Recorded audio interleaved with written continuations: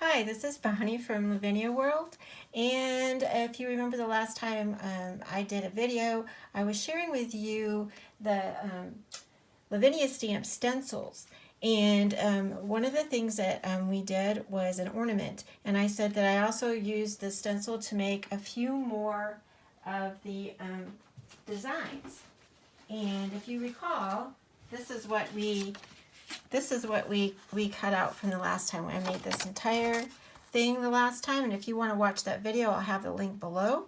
And we made an ornament. Well, this time I cut out a little bit more, and I actually cut out this one and this one to make the trees in this design.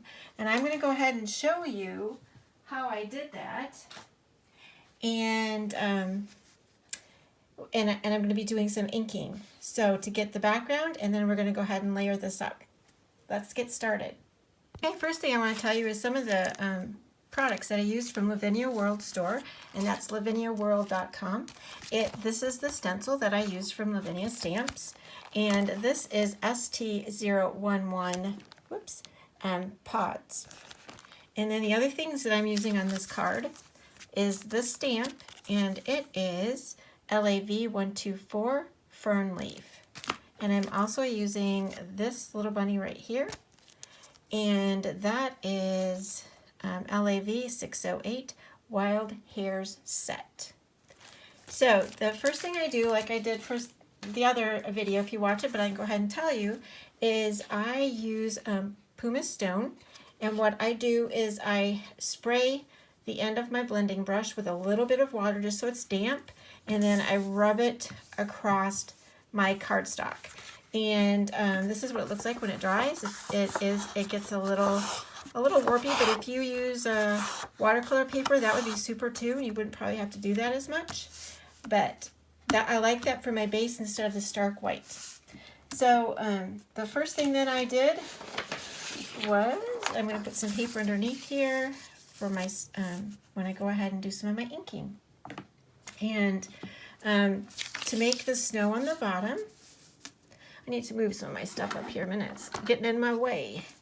Okay, so to make the snow on the bottom, I have torn paper, and you can do this any way you want to, but what I went ahead and did is this is paper that I've used before, which is why you see the color on here.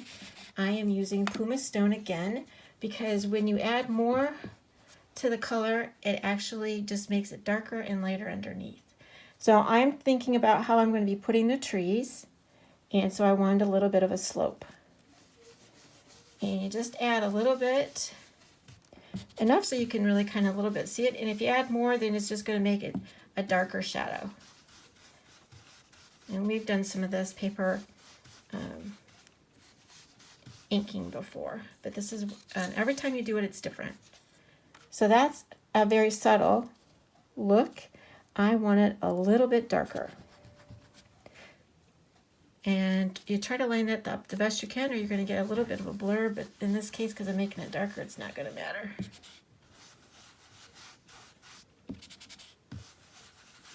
Okay, let's take a look. Much better.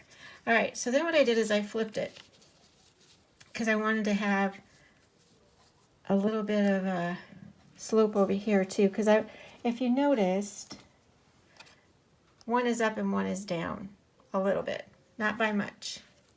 I actually added more than, whoops, I didn't mean to move that. I need to hold that a little bit better. And I know lots of times people will tape this down. I don't want to tape it down because I want the flexibility to move it and not having to untape and tape all the time. It just happens to be at the bottom. I've got to hold it harder. Okay, so I do have the variation there, which is what I wanted. And by doing it this way, it leaves the lighter part at the top so it looks like there is snow and the light is coming from the top. The same with down here.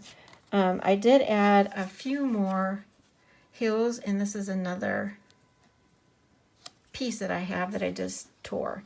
Like I said, every time you tear it, it can be different, and so it makes it more unique. Another thing I want to tell you is if it gets wet at all, this, a little bit of that purple will go into what I'm rubbing. Even if it doesn't get wet, it can sometimes give it a little bit of a purple cast. So now we have that. Now, right here, it's coming over, and I think I might have to do something there, but you know what? It doesn't matter because I need a place for the bunny, and the bunny can sit close to that anyway. I'm okay with that. I'm okay with that. So, the next thing I did was I needed a moon. Again, you could tell this has been a well-loved moon. It's a piece of cardboard or cardstock. And this will work perfect. I did set up my scene so I knew where I wanted each of the pieces to be before I did the moon. And I'm going to show you what I mean really quickly. I have taken these, need to take these out to show you. Okay, so this is the pieces that I'm going to be putting on here, and it does make a difference where you put your moon. So let me see. Right. Okay, so that one's going to go there, and then I'm going to be putting another one there. And I must have covered up my little pieces. I'll have to find those. Okay, so that's what we're going to do. We're going to set that up. I'm going to go ahead and get that all set up, and I'll be right back. Well, that was pretty funny because I was looking all over for the trees that I was going to put on here, and they're still on the paper. I was going to show you how I went ahead and cut those out. I showed you which ones I was using, but then I forgot that those are the ones I needed to use. So, this is all I do. And you're probably saying, why did I put the ink around the outside? I needed to be able to have the outline so that I would know where to cut. Plus, I really, really like having that little bit of blue in there. It just gave a really nice contrast. Now you can see where I'm cutting right here. These two are joined, so I need to leave a little bit of an edge. And the same with the one down below.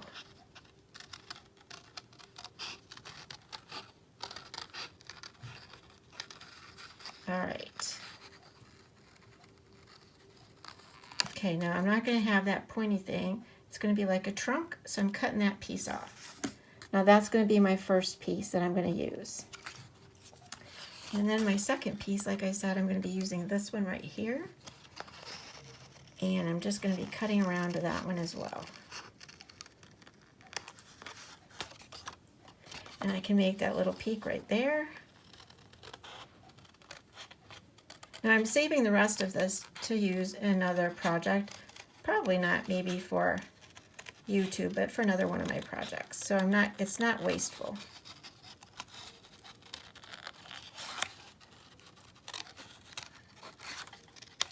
Whoops, didn't get, okay. And it doesn't really matter if you leave a little bit of the edge of the color on there, and I'll show you why. I need to cut a little bit more of that off. Okay, so what I ended up doing after I did this anyway, hold on, I need to get back to the moon, but I do want to show you this, it's important, is I am going to be using faded jeans. And so what I did is, ever so lightly, I just went around the edges. I just wanted it, I don't know, it just was a little stark for me still. So I went ahead for both of these and just distressed them. So that's one, and that's two. And then we'll get back to our moon, because I really need these to show you the setup for the moon. Okay, set that out of the way and I'll show you what I'm saying. Okay, back to the moon. So we've got this piece sitting on here, and I'm kind of like looking at where that edges, although I can always put another layer, paper layer in there if I want to. I can always change it. So this is going to be going, that one actually can go up higher because it's going to be covered up. So it could be there, or I can go up a little bit higher and go there, and I think that's what I'm going to be doing. And the moon is going to go over there. So you can see how I'm setting that up and where the moon is going to be. And that's going to work. So, and it can change slightly, it doesn't really matter, but that gives me an idea of where I want the moon. So now what I do is get my pumice stone again, and I'm just going to go around this moon. Same color, but you'll see it's just like the snow below, and it'll still make it look like it's glowing.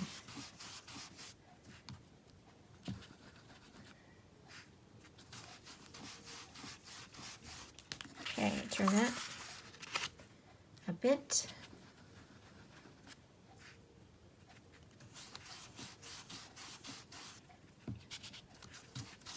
Oops, okay, that still works. Okay, now I want you to take, remember I told you how the color can bleed off if you have it on this? I really like that. So to do this deliberately, put your ink on here so that it'll bleed off. It's kind of cool. So in fact, I'm going to add a little bit more of here, and it depends on how hard you rub for it to even come off, like I said, or if it's wet. But see, it gives a little bit of a blue glow. And I like that. Can you see what I'm saying? And that was just because I have ink on my template. And then I can rub it off with a blending brush. Okay, so the moon is on there, but what I like to do, and you've seen me do this too, is I like to use a little piece of just pretty much straight across, cut or ripped, and then I make a little bit of the moon have dimension. And again, if you don't want it to be very prominent, don't put very much ink on your brush, don't push very hard. And again, I could still get that purple glow, as you can see, or blue, whatever you want to call it, in my moon.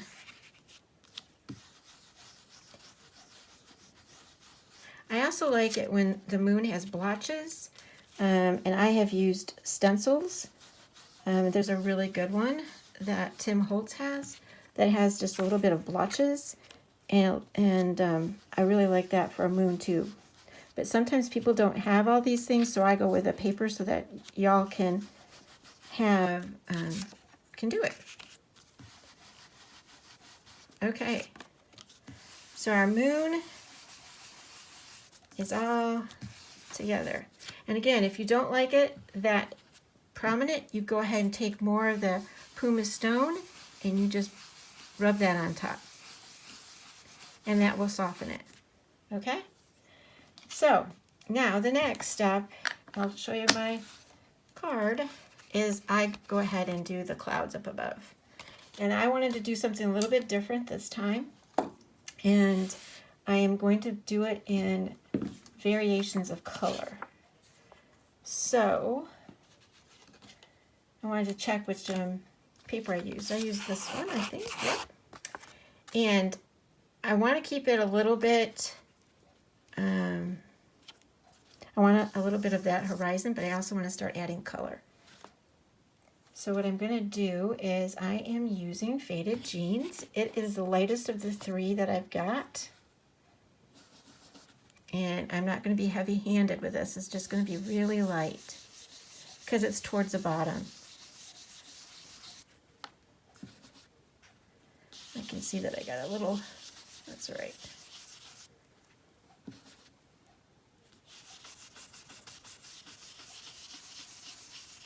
So I'm going right up to lightly this right here, the top of the mountain. So the color will be there. Okay, so that's the sky. And then I'm going to flip this because I want it to be a little bit different.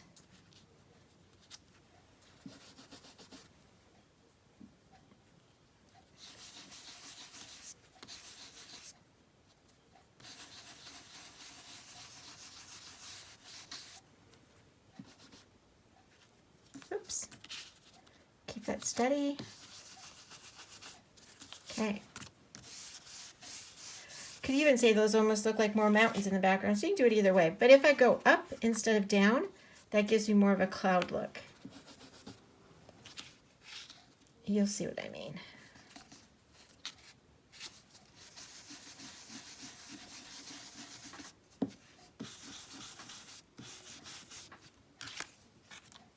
Okay.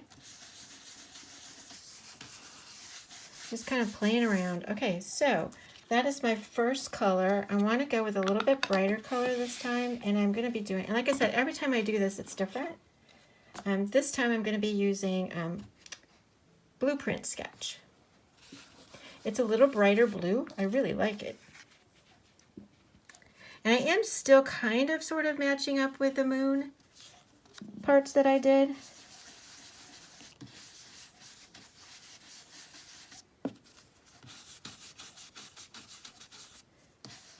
This one's definitely brighter. And you can see how it gets brighter? It's really a pretty, these blues are a really pretty combination. I'm going to flip this.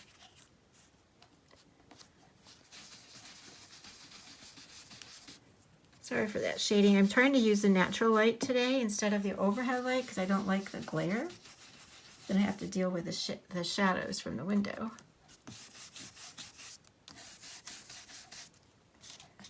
Okay, I think I'm going to do one more of that color, and then we're going to go to one more color.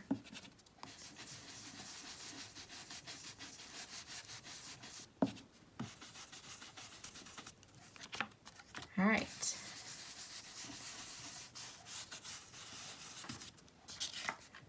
So we are going to be using chipped sapphire next.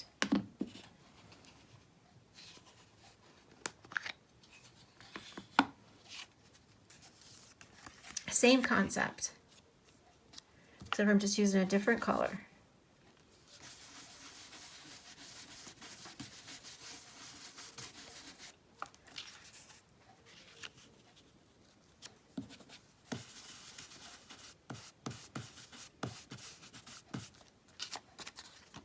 Okay, a little bit on that. There we go. So now what I'm going to do is I'm just going to bring the color down from the top.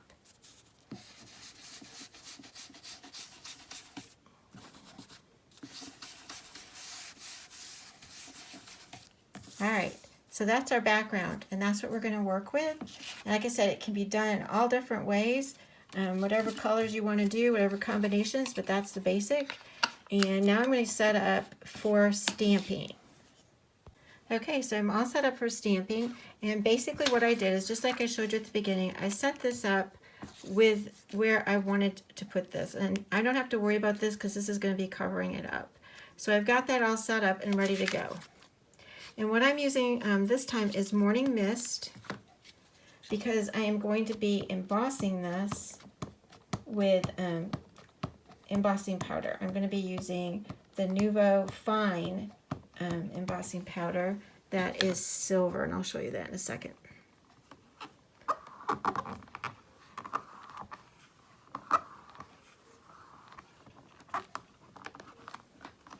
I really, really, really, really like this stamp. It's really a pretty stamp. I saw a lot of people using this as a background stamp, and I thought, that is just gorgeous. And if you stamp it twice, it makes it a little bit darker, but it really doesn't have a whole lot to do with anything with the embossing because it totally covers it up. So that's going to be the first one. And so then again, I still set it up for the second one, just to get an idea of where these pieces are going to be and how I'm going to do it. And that's going to work out really well. So what I do is I take this off and I line, it doesn't have to be perfect, but I line that up as best as I can. take that away, set it down. And that's going to be my next. And then I got to put the embossing powder on.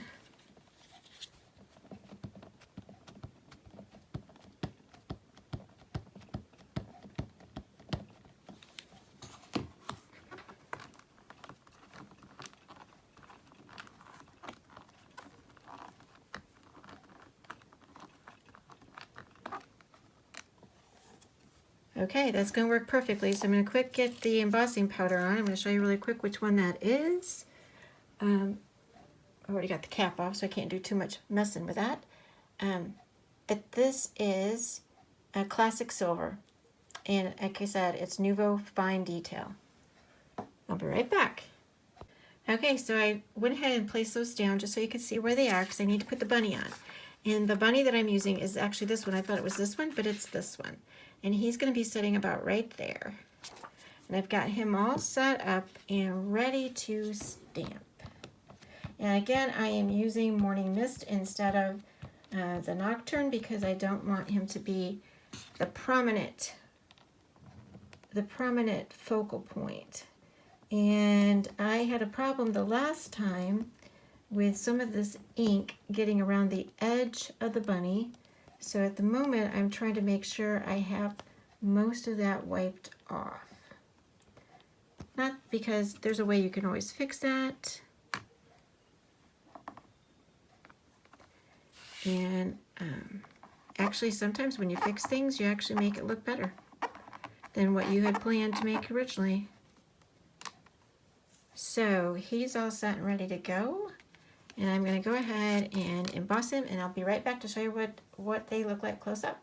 Okay, so I have my card all stamped up, and I wanted you to see, I don't know how to, I wish that it could really show you the way it really, I mean, you can see that it's shiny. It's a beautiful, beautiful embossing powder, and that is available at Lavinia World Store as well.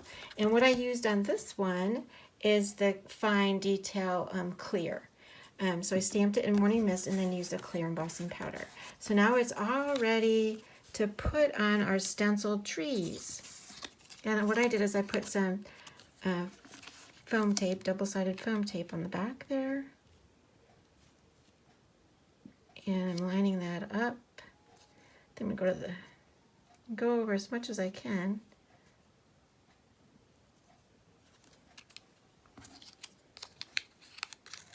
This is what I always do, is I double check. Okay. And then this one's going to go down here.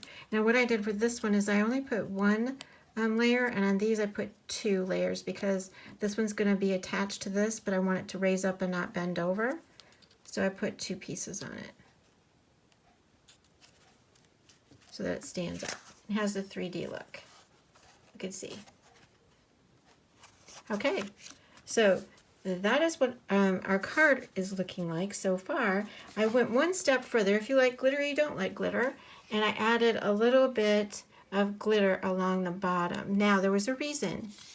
The little bit of the bunny down here, like I told you, the edge of that stamp got a little bit of ink right here on the edge, and it stamped right on top of here. And I thought, well, shoot, what can I do? And I just decided to add a little bit of glitter. So that's the difference between the 2 cards, other than placement, and basically each one of these things are different. So that's what I did. The glitter that I used was Cosmic Shimmer Glitter Jewels, and it's the Icicle Sparkles, and I'll have all those links in the description below. So those are the 2 options that you can create, and then some. So I hope you enjoyed that, and I also wanted to let you know that Lavinia World also has challenges, and there's a blog challenge, and there's also a challenge in the Facebook group called Anything Lavinia. Now, when you share your cards in the Facebook group, your cards in your challenge needs to have something with Lavinia on it. If you enter our challenge on the blog, Lavinia World Challenge, you can use any stamps, but they must be stamps and not digital stamps. And you have a chance to win if you're the winner for the challenge, and it's every 2 weeks, you win $15 to the Lavinia World store. So I'd love to invite you to share your cards in either one of those places for a chance to get some of your own stamps and make your own cards. Meanwhile, I'd like for you to remember to please share and